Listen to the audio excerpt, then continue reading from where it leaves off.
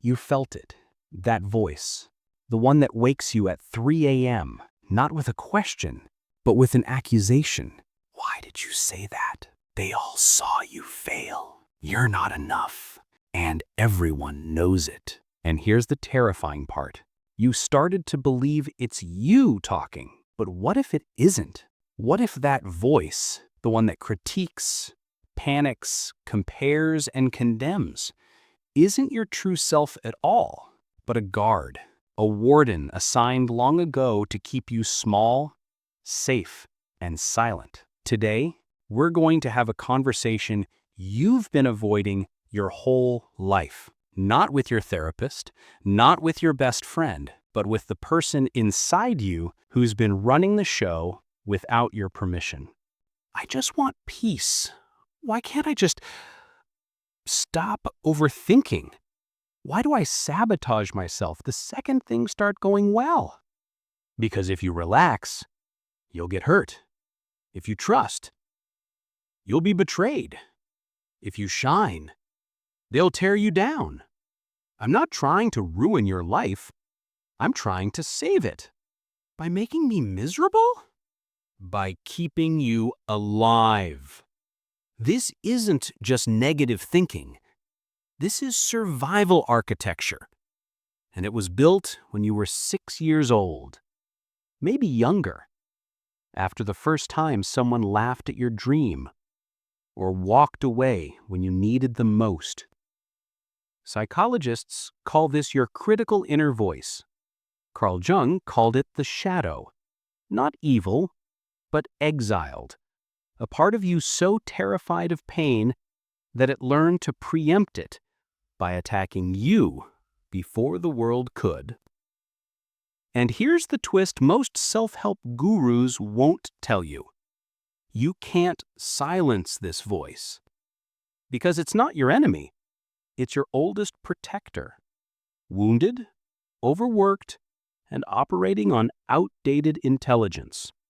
For centuries, Western thought told us the mind should be ruled by reason. Descartes said, "I think, therefore I am." But what if that's the trap? What if your thinking isn't your identity, but a survival program running in the background? In ancient Greece, the word psyche didn't mean mind, it meant soul, breath, life, essence. The part of you that feels, intuits, connects, not the part that calculates, judges, or rehearses conversations that never happened. Modern neuroscience now confirms it. Your inner voice is largely generated by the brain's default mode network, a system that evolved not for truth, but for prediction. It simulates threats, replays past humiliations, and constructs narratives to keep you from repeating perceived mistakes. But it doesn't distinguish between real danger and imagined shame. To your nervous system, being laughed at in a meeting feels like being chased by a lion. So your inner guard screams, "Don't speak up, don't try, don't hope." Not because you're weak, but because it still believes the world is as dangerous as it was when you were powerless. Here's what no one wants to admit. You don't want to be free.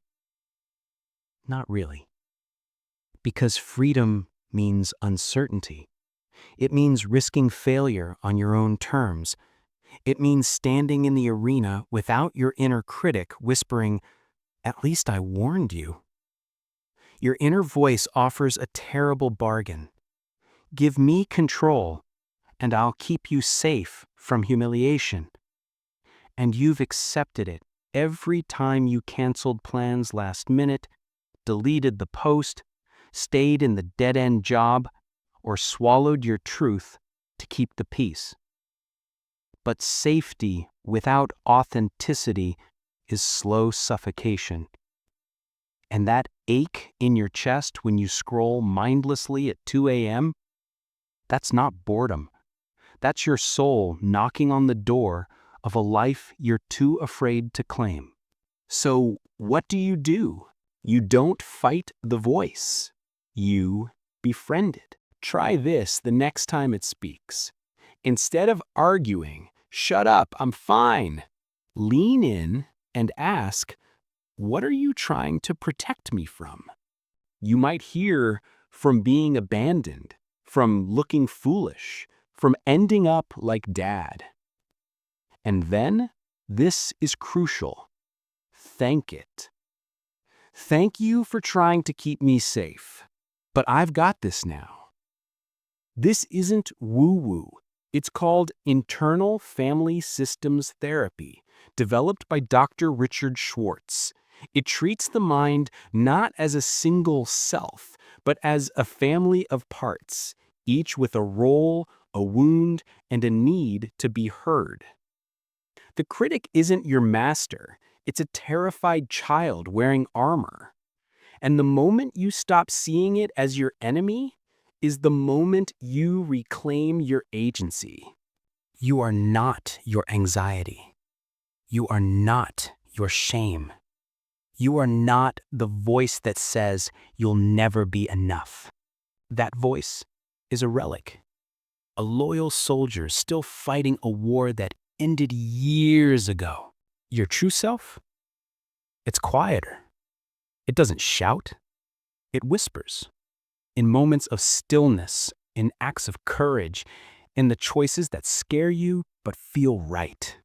So the next time the inner guard speaks, don't obey. Don't silence. Acknowledge. And then, gently, step beyond its perimeter.